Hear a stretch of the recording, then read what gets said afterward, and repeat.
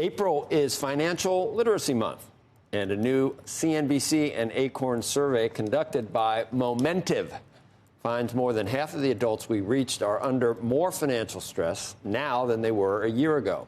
Senior personal finance correspondent Sharon Epperson breaks it down. Our clients right now are just kind of rolling with the punches. Jessica Kelly owns a salon and spa in Greenville, South Carolina. Among her steady stream of customers, many are feeling the pinch. You can kind of feel the tension rising a little bit, especially with certain ones that are already on a budget. Concerns about inflation are driving that tension. A new CNBC and Acorn survey finds nearly half of Americans say they think about rising prices all the time. And more than 3/4 say they're worried higher prices will force them to rethink their financial choices. If higher prices persist, more than half say they'll cut back on dining out.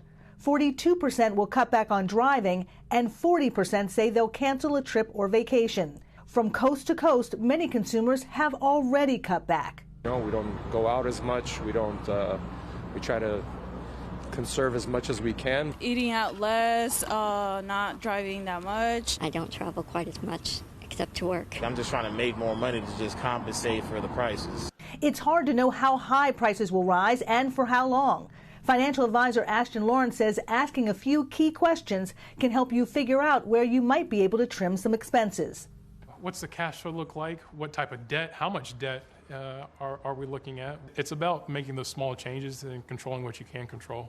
Yet an overwhelming majority of Americans have an even bigger worry: recession. The CNBC survey finds 81% expect one this year.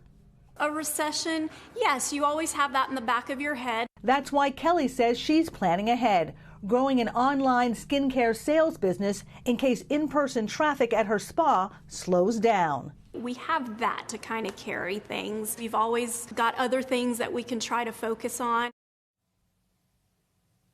Focusing on what you can control is critical, yet many Americans are simply overwhelmed. In our survey, nearly 9 out of 10 adults who expect a recession this year also say they're under more financial stress than a year ago. Joe? Two of the biggest unknowns there are impossible to know. So we don't know about COVID, and we hear about these variants. We don't know how long the war is going to last.